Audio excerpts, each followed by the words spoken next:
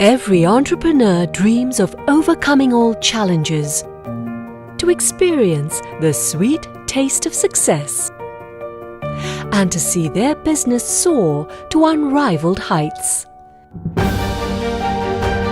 Bank propels your business forward by offering banking without barriers and supporting your business goals.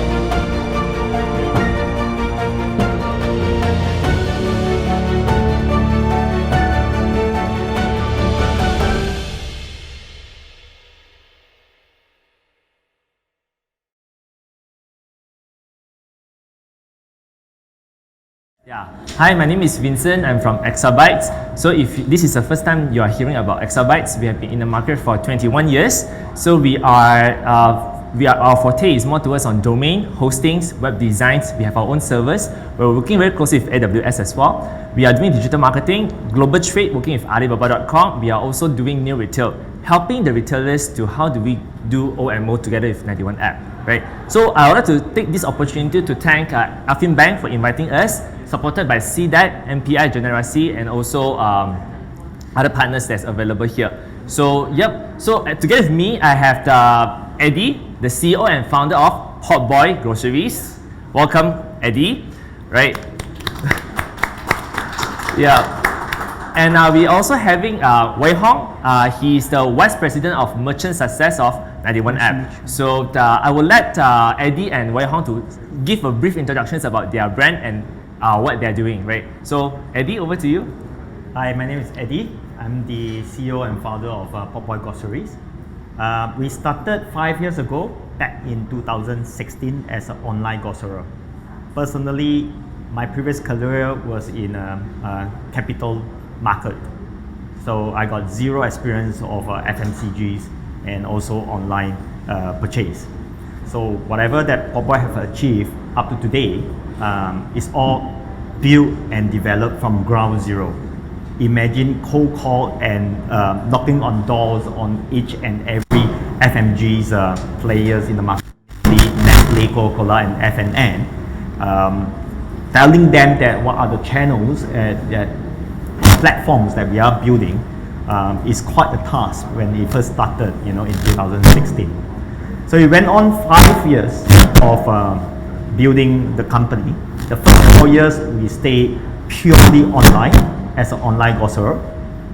Last year, 2021, April the 1st, we opened our first bricks and mortar shop. We call it Potboy Mart.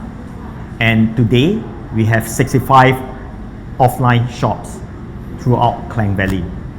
Together with the online potboy.com and Potboy Mart, 65 of them at this moment, we're trying to create the space that we describe to each and every FMCG's principles when we first started, what we call it omni-channel. Later we will share a little bit more on how we can use of this omni-channel propel not only the nations but the entire economy towards the goal of the future trades or future retailers place. Right. Thanks for the introductions, Eddie. Impressive. How about you, Wei Hong? Good afternoon. I'm not sure, is it still afternoon? But my name is Wei Hong here, so I'm from 91 Apps. So 91 App itself is actually a company originated from Taiwan. We're listed in Taiwan and also we have offices in Hong Kong and Malaysia. So what are the things that we are doing is we help retailers to conduct online merge offline. And this is what we call, or maybe it often be referred as new retail in the markets. Yeah, so because so many businesses out there, especially retailers, has been operating offline and online business separately. And this has created so many gaps between them, like the product that they wanted to buy couldn't be picked up in offline, or maybe things that they are buying from offline could not receive the reward point that can be used later on online. So these are some of the gaps that we are trying to bridge them. And for this, I just want to share all this OMO solution actually pivoted on an idea of your online and offline business should be complementing each other's. They should not be competing. So a proper digitalization that we're seeing is how your online manage to bring all the traffic to your offline and how your offline can help your online store to do better. So 91 App is in this scenario, and we has been serving people like Family Mart, Puma, Levi's, and also people like Wintson, Minisos in Malaysia. So nice to see you guys here. Yep. Thanks, Wei Hong, for that. Right. So, go back to the title that we are having today is basically from O2O to OMO, online merch offline, the opportunity for the retailers. So, I want you to do a very quick survey here. So, are you guys operating online? If you are doing so, could you please raise up your hand if you are having a business online? Yep. How about if you are having a business offline retail? Anyone? Yep. So I think this is if you guys are planning to actually expand from pure online business to offline, what would be the strategies? Especially we know that Potboy, Eddie, has been operating 65 retail stores within 1 year. So I think it's approaching the first anniversary. Eddie was telling me that 1st April last year was your first day, so approaching 1 year already. Within 1 year, 65 retail outlets. How can it be possible, right? So let Eddie tells you that how can you actually expand your business from online to offline. Maybe Eddie, you can share a little bit of your strategies and what makes you have the courage to actually do this. Okay, being a retailer is very important to understand your consumer or your customers. Yeah, knowing what to sell or how to sell it is not so important until you know it, what your consumer or your customer wants it or how they want it.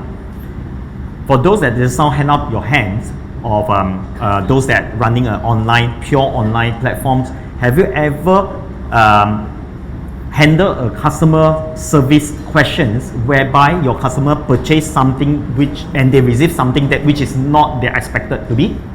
Very common, right? Yes. Yeah, that is what Wei Hong was saying. How we are going to bridge it.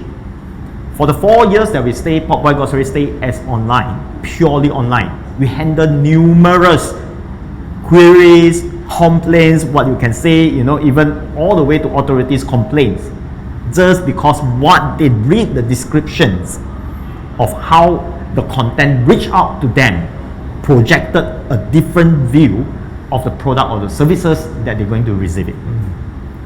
Yeah, last session's topic was great, content creations. Content creations has one common feature in it to reach out people in a very attractiveness way. Yeah, but when creations as such become overboard of trying to attract the consumers, it may create a wrong impressions about the products or the service. That's where the gap is. Okay, now that's how it inspired me and my team to start the offline bricks and mortar shop. How to bridge it, how to close this gap. What if someone see a content reach them digitally, attracted to them, want to try, but not too sure whether they want to buy or don't want to buy? They can come into a physical shop, experience it, ask all the questions to the shopkeeper, or even have a chance to taste that product before they buy it. Then thereafter, they don't need to come into this shop anymore. They can place order online with the online platform. So this is what the first mission that Potboy from pure online going into bricks and mortar shop and trying to create this space for them. Okay. Second point, again, customer service, customers experience. A lot of people in the community, in these nations, in this urban area, and a lot of countries, yeah, there are busy bunch of people, and they don't have anyone at home to receive their online purchase. These are the people, they are busy people. They are the one that needs online purchase the most, but they couldn't do it just because there isn't someone at home to receive that. Again, contents reach them. We can send it to your home. These particular items, this particular product that you need. But I have to turn that content away because I cannot use the service.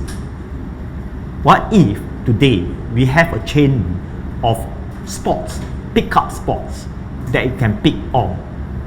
That we created the freedom for the customer to pick when they want to place their order. The the marketing content can reach them midnight before they sleep. They click on purchase, that's it. Yeah, and they can have the freedom to pick which outlets, which locations, and also freedom to pick whichever time that is convenient to them. Imagine those people that is very busy, you know, if you give them the estimates of delivery time of 3 p.m, basically lunchtime and dinner time, they cannot arrange for anything already. Yeah, and for busy people, that is not going to work for them. But what if these solutions of OMO is there? They can pick the locations, they can have the freedom to pick the time also to pick up. That completes the whole experience. You would have agreed with me, customer experience is much more important to entrench and to buy in the loyalty of a customer as compared to loyalty points or whatever content that you can reach out to them to attract them to read and to see the content at midnight too, you see. But the experience one time, you might have purchased online 200 times, but the 201 time, just because your grocery left at the fence, no one attended to it, that bad experience will turn you away from online purchase again. Yeah. So that's the reasons why the coverage comes from Right. So that's where the 65 stores are basically opening up. Yeah. So I can see that there are a few gaps over here. Once you see the gap of like having online, but there's no physical experience. You want your customers to experience your products, your rack, your items, right? So that's where you see the gap to actually having an offline stores, a retail stores. At the same time, Eddie was also saying about customer service, customer experience. How do you maximize the customer experiences when it comes to online and offline and you merge them together, regardless, even like what just now the panelist was saying about attending to customers directly. So this is the personalizations and the customer service that we are providing, right? So thanks Eddie for that. So Wei Hong, how about that? Basically from what Eddie was saying about this O2O and OMO concept for retailers, so what do you observe the opportunities that the retailers or those who are actually having online stores could actually leverage on, especially when it comes to O2O or OMO? I think there's one point that I would like to emphasize a lot regarding this is the consumer behavior. See, over the years, the consumer behavior has changed so much without us knowing that. Many of them, even the pandemic is escalating that, like now your uncle, your auntie might have already started to place order through like some online platform for groceries or from their search, from their for their shoes, etc. Especially the generation Z that we are saying, those who are born after 97 or born in the millennials, and these are the people who will become your main target markets. You see, from 5 to 10 years onwards, who is your main target market? Who you will be serving? Who will be buying your product? So obviously, Generation Z have much better spending power, and they are not that patient, and they would like to be entertained. So how do you relate your product with entertainment? That's why Edison mentioned that he's selling product through entertainment. So when people are watching YouTube, they're buying stuff. So these are the traits of your customer, and we have to really understand that consumer nowadays has changed so much. So is your old business model, is your old retail model still able to cater for such behavioral changes? I doubt so.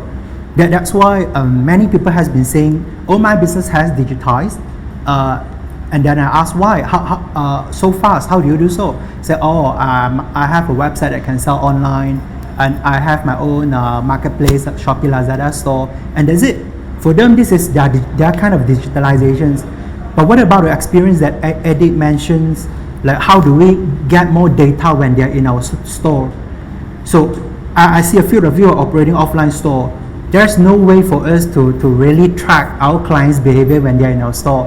Which clothes that they taken to the dressing room and then later on put back in the basket. Which row of the track that they walk and which product that they touch. There are no such solution, at least at this point of time, that can help to track all these offline tractions. So how do you actually merge all these things and find a solution that can fit into your current business model, so that both your online and offline data can be consolidated into one platform for further analysis? That's a very important techniques that you have to master.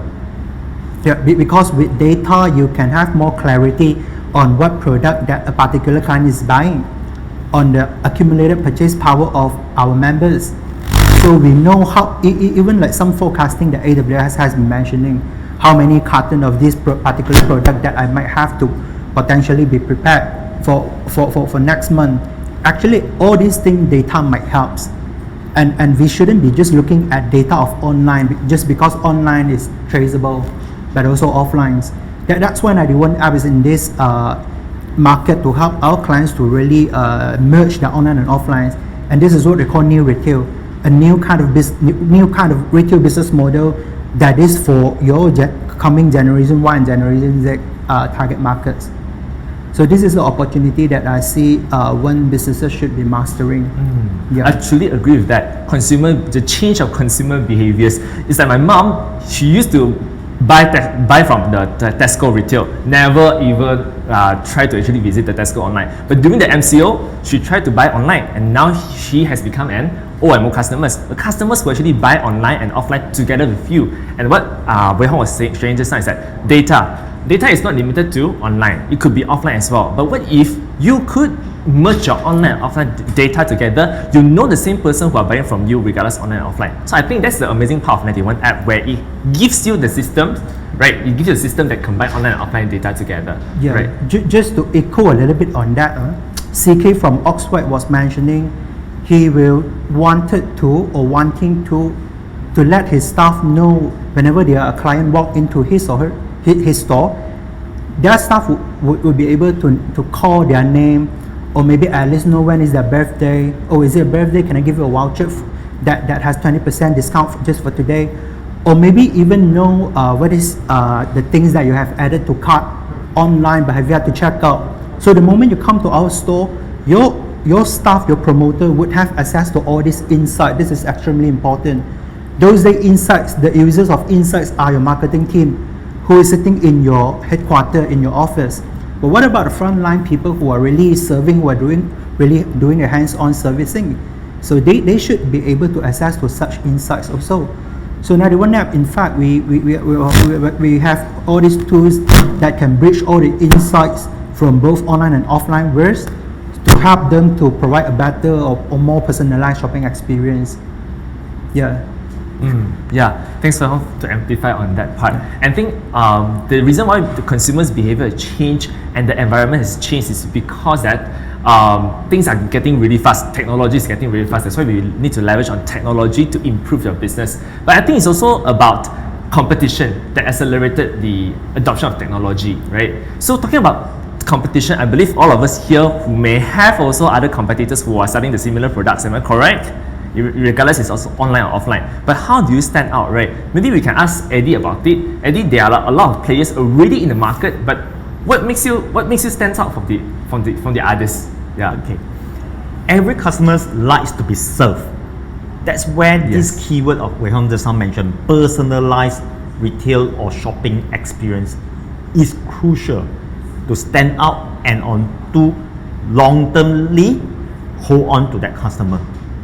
Give you an example of a case studies of how we can provide a personalized shopping experience in Potboy Mart and Potboy.com at the same time. Imagine today you are shopping for beverages. You are making choices of beverages for the upcoming party that you're going to hold in this weekend. Conventionally, you can either buy online blindly. Okay, it's orange juice. I don't know whether it tastes good or not tastes good. I just based on the description, click buy, wait at home. Yeah? Or conventionally, pure offline. You go to a Tesco, just some mentioned, hypermarket, even though it's my competitor. Yeah. Look at bulk of cases of drinks or beverages. You just find the one that looks clean. Perhaps all the packaging looks fine to you, and you bring it home. I'm using this as a scenario if you never had the experience of purchase or selecting beverages for a party in the coming weekend. Yeah. So imagine walk into an O2O shop like Potboy Mart. We have chillers, have the beverages chilled, readily to take 1 can by 1 can, single pack beverages. You can pick and choose any type. Buy 1 or 2 to test out what you think that you want to try before you scan the QR code on the same price tag, lead to my online shop, purchase for 3 cartons for your party. How does it sound like as a personalized shopping experience? Does it lower down the choices, mistakes that you make? Does it help you in a better control of things that you will want to pick? Would you want to come back into this space for this type of personalized shopping experience? This only can achieve if you have an OMO channel. No matter how hard you create that content, no matter how hard that you create digitally interactions with your customers, you cannot achieve the kind of level of experience that what just I described the whole time that going through. Yeah, thanks for that. Being personalized between your brand and your customers is really one of the key factors to actually how do you retain your customers as well, right? And again, OMO stands for online merge offline, yeah. So how do you merge the data together? So talking about personalized experiences and also how do you target customers specifically based on their behaviors, I believe I also understand from my home that 91 app has some a system that could be basically segmentize your customers and then target them more specifically. How does that happen? In fact, whatever tools that we are providing to our customer, be it a website, be it mobile apps, it all goes back to the final back end, which sits our retail analytical CRMs. So many has been conducting business blindly. What is blindly means? Like you're selling your products over the marketplaces, but all these members actually belongs to the marketplace. They are not your clients. You have very little control over your consumer journey. You can't be like, I want them to watch this video prior to buying their products so that they will buy more. You can't do that. And it's very costly to participate in all these third-party platforms, advertisement or campaign. So I mean, coming back to the point is that this kind of analytics CRM actually helps you to analyze further on your consumer behavior from a lot of different perspectives. It could be like you can tell the system, I wanted to know who is my client who is a female only, perhaps they're selling some feminist product, female only, age between 30 to 50, if that's a product that is for elders, and this particular client has already become our member since 3 years back, means this is a 3 years old members and has purchased for more than 5 times and with the accumulated spending amount of more than 5,000 and is located at southern Malaysia, for instance. So you have to like segmentize your clients based on your content, based on your product, because even though they are all your customer, but they are different in terms of the demographics, in terms of sociographics, they're different in terms of genders, in terms of races, in terms of the festive seasons that they are going to celebrate. So you will have to really dive deeper into your members' insights so that you know how to target them really be more targeted accurately. So we do have such a CRM that are helping our clients to do all these sort of things, because without such analytical CRM, data is just like noise. We have to really understand the relationship between data. Everybody has been talking about data, how important is data, data is the new oil, but do you really understand the relationship between data? And upon analyzing that, what is the countermeasurement behind that analysis? So these are things that we're helping our clients to tackle, so that this is with the ultimate goal of improving your customer lifetime value, because every customer obviously have a value for your business, like what is the average order value, how many times they will be buying each year, and they'll be becoming your client for how many years. So we have to like know all these insights or metrics before we can improve the customer lifetime value. Talking about customer lifetime value is how do you actually increase the customers to come back to you to buy again, or maybe to buy more from you, right? So I'm also very interested that talking about 91 app as a technology service providers, Andy, I believe you have your own IT team. So would you be able to share if one of our retailers who are actually brand owners over here who like to actually try to do new retail or OMO, O2O, based on your experience, what would be how could it be done from your perspective? Okay, for customer long-term journey is that's very important. You don't want this customer walk out and then don't come back again. You know, you can create that environment, you can create that experience very nice to them. That doesn't guarantee the return. So one of the key thing in this era is we are very fortunate. We are very fortunate that we have digital connectivity. Everyone look at their phones more than any other screens. Yeah. So that's where the key to hold back or invite to come back. I'm going to use another experience of how or scenarios of how we do it in our shops. Imagine in our physical stores now we are doing the plain vanilla sampling product activations of Tom Yum noodle. Yeah, new brand, new in the market. As a new product owner, would you want people to try? Yes. You want people to buy more to get back so that their friends and family also can try? Yes. Do you want them to return and buy more? Yes. Yeah. So all the encouragement, how you put in the OMO, how the solutions can help to entrench all this and to ensure the whole journey you can gain the data and further analyze whether you want to change your recipe or you want to change your price and kind of things, or packaging size and kind of things. Yeah. Imagine walking into Potboy Mart, sampling. Yeah, someone will have cooked the tom yum noodles, give you one. After you eat, I tell you, insert today only. Yeah, because I'm here to do the sampling, you get to buy one get one free. But you're going to get the digital coupon by registering online with the QR code that I flashed to you. As simple as that, seamless. You know, everyone are very familiar with QR code. Again, we are fortunate, you know, with this era that everyone see that QR code is not something that is very alien anymore. So you will scan, put in the email, Wintson will get the promo code or the QR code, discount QR code, come into his very personal mailbox. And it's a very simple message that show to him. Show this to the cashier, scan it, then you get buy one get one free.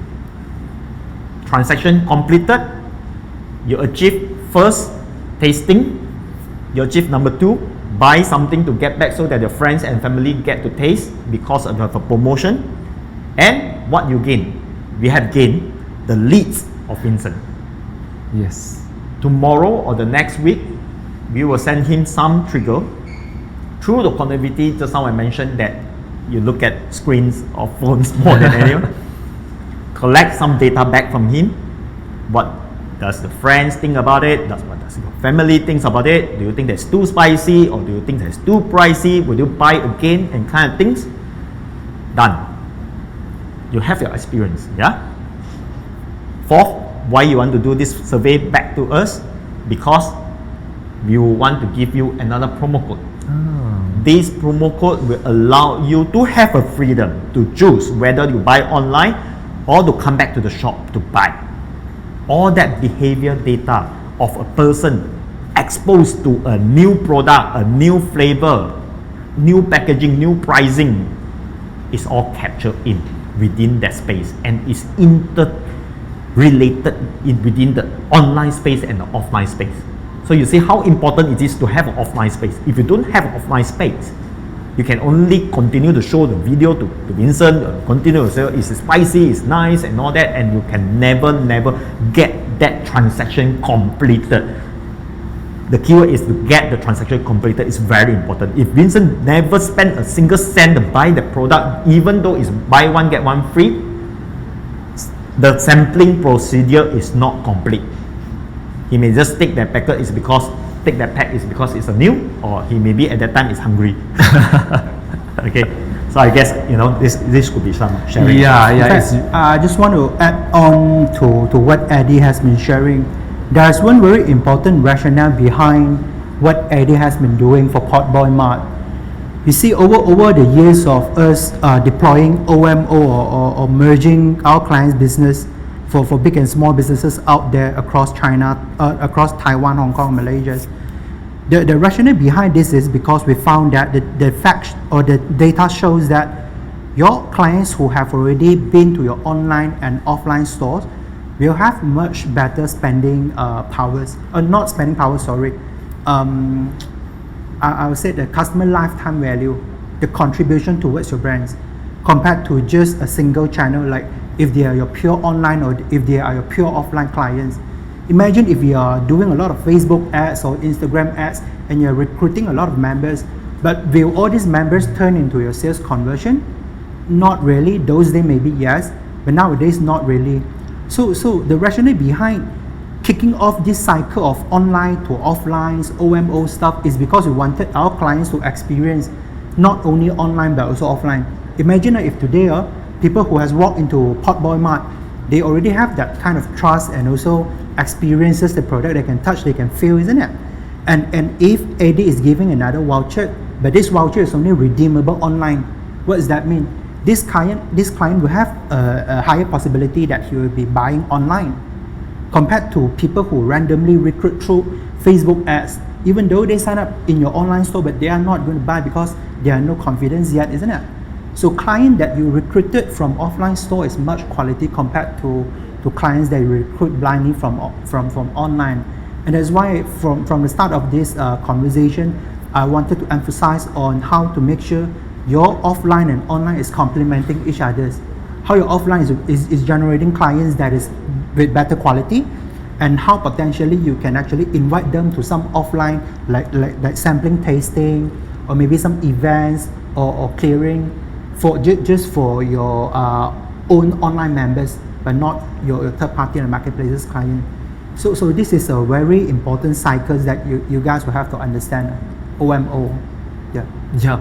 So before we go into a very short Q&A sessions, I just want to summarize on this part is that by looking at that from how to go from O2O to OMO, is more towards regardless you're doing online business only or offline business or doing both together, you are just not limited to collecting information or data just independently online and offline, but they should have been merged together. That will give you a better insights. But instead of you doing it yourself, you could basically engage Wei Hong 91 app to actually give you a full 91 app solutions that could be ready within 2 months. It could be within 2 months. So I have heard also some of the clients who are actually spending like months and years to develop once, but you can just do it within 8 weeks, right? So are we still have a quick time for Q&A? Yep. So we open up. I mean, thanks for staying through. I think we open up these opportunities for any of you to actually ask questions to our panelists. So anyone would like to actually raise any questions about your business that you want to seek advice from both Eddie or Wei Hong? Yeah. Anyone? Yes.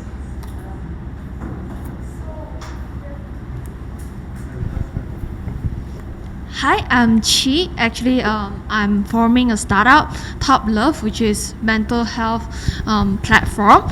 So just now you guys have been talking about, can you hear me actually?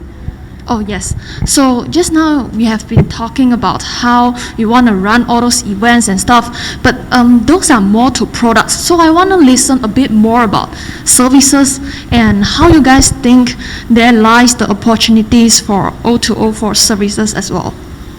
You mean services industry? Yes, such as mental health, like psychiatrists, therapies, something like that. Yeah, right. Eddie, would you like to take this?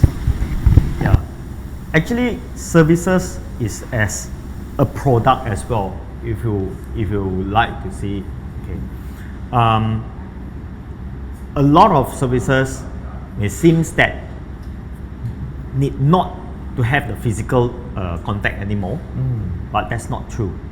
Services is the one that need the physical contact the most as compared to a product. A product is still can send by a courier, by postman and kind of things to get to where you want it to be. But services can never move away from a physical contact. But how you invite people to come into a physical space to try your service or to engage with your service, it can be done on the digital mode. That is a very good way of reach out and also explain or even attract people to that kind of services.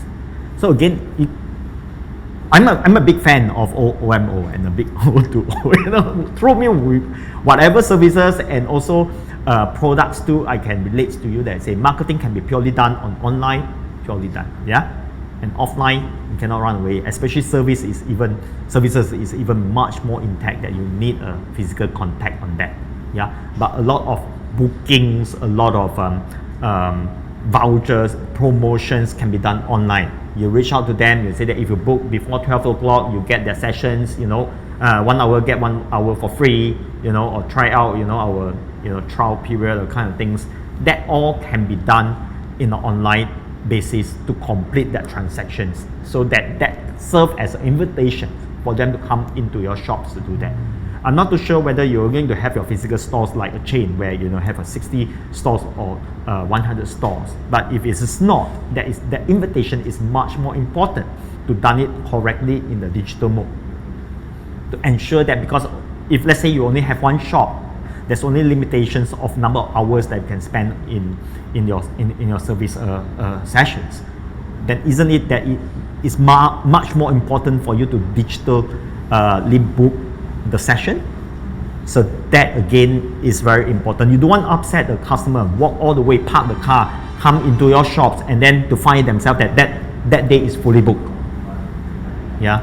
So again, O2O is in our generations. There's no age limits to it, because the technology allows it to happen, because we exposed to technology that already changed the entire behavior of consumers, behavior of mankind. So if you want to follow through a business, a services, a product into the future, and even today, if you ask me, it's already here.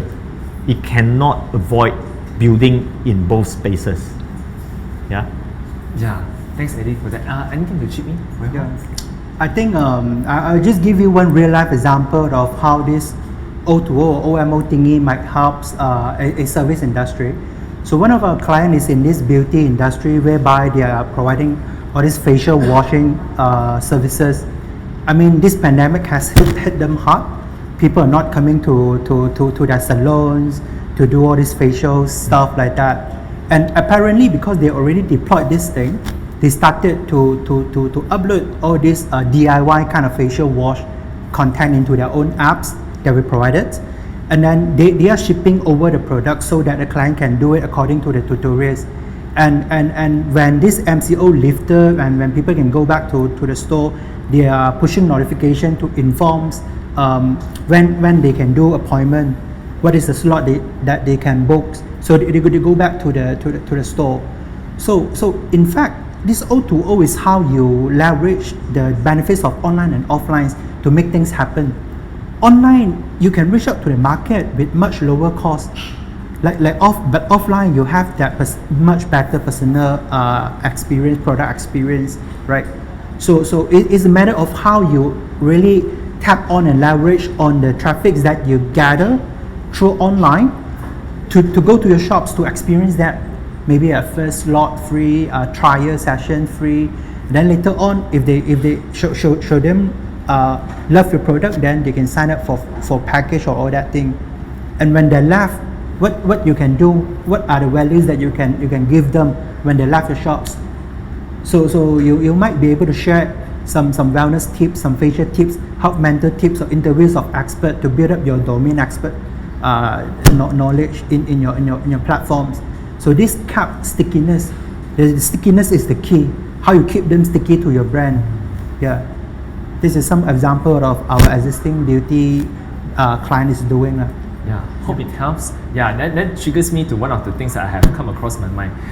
Use online to get customers, use offline to keep the customers with you, because you have the customer experience, like what Azhar and also CK and also Eddie mentioned just now, and about customer experiences. Yeah. Okay, last questions before we end the day.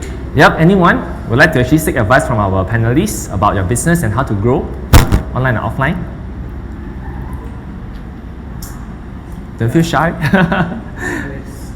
Typical Malaysian.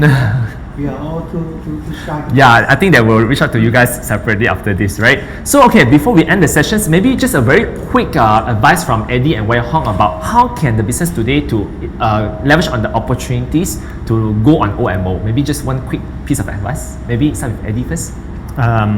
Don't get yourself being bound to or constrained to O2O is only applicable to a younger crowd of people. or a certain tech savvy people, O2O is here for the entire nation, for the entire generations. The entire generations, what I meant is everyone that is still breathing. Yes, yes. So don't ignore O2O. It's here to stay. Yes, it's here and it's the future. It's now, lah, Yes. right? Yep. So how about you, Wei Hong? I think I just want to take the last few more minutes to elaborate further why you should embrace such practice. Because online merge offline is literally a business model. It is not a term created by 91 apps that is identical to us. No, it is a business model that we think it will serve your clients better regardless of what channel they are in. I'll give you an example, like one of our shoe sellers, Larry, like they relies on consignment store all the way. It's like in Parkson, in Aeon, you have seen them. Like over the last 2 months ago, or 1 month ago, it's about that. Me and my mom went to the departmental store and trying to pick up for Chinese New Year shoes, isn't it? But running out of size. At this scenario, what do? You lost the sales to other brands who have her size, isn't it? But with the help from online, just like what Eddie has mentioned, we can just scan QR code and direct this client to your online store to buy, because apparently you have very restricted or limited space to display your product. In the offline world, it's very expensive. So online can help you because you can upload much more product, more complete varieties. This is one example. And also there are our other kind of clients, you know, retailers, when we are talking about opening offline store, inventory is a very big problem. You want to open up a new store, you have to like get 10 units for each sizes of your shoes, and that's really the biggest cost. So some of our clients are doing it in experience store. We call them flagship experience store, whereby they go inside and every SKU will just have about 1 to 2 pairs for experience purpose, and show them want to buy this thing, they will have to like buy it online.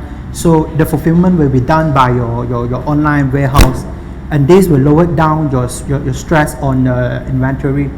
So you see, when you're adopting OMO, there are so much techniques or space for you to play around by leveraging on both the benefits of online and offline worlds. And this is an idea of how it should be done. Yeah, with or without 91 app, it should be done in this way, because that's what your clients is wanted. They are more demanding than ever before, isn't it? Yeah. Well, I want to share who are the clients already on board with 91 app. You mean Malaysia? In Malaysia. Malaysia, there are brands like Elanto, the Swan bags, and also people like Purple Cane, Leaning, Constant Pharmacies. There are a lot more, but I couldn't recall. Okay. Across different industries could be Correct. suitable to use 91 app. Yes. There are people Right. like Miniso also. Right. Yeah. Okay, cool. Yeah, thank you so much, Eddie and Wei Hong, for the great sharings. I hope you guys find it useful as well. And thanks again to our organizers, Affin Bank, AWS, CDAC, and also MPI Generasi for making this happen. And thanks for joining us today. And should you guys have any questions that you want to ask them personally, feel free to do so when we are leaving this hall. Right. Back to you, Hui Ping. Thank you so much. Thank you. Thank you. Guys.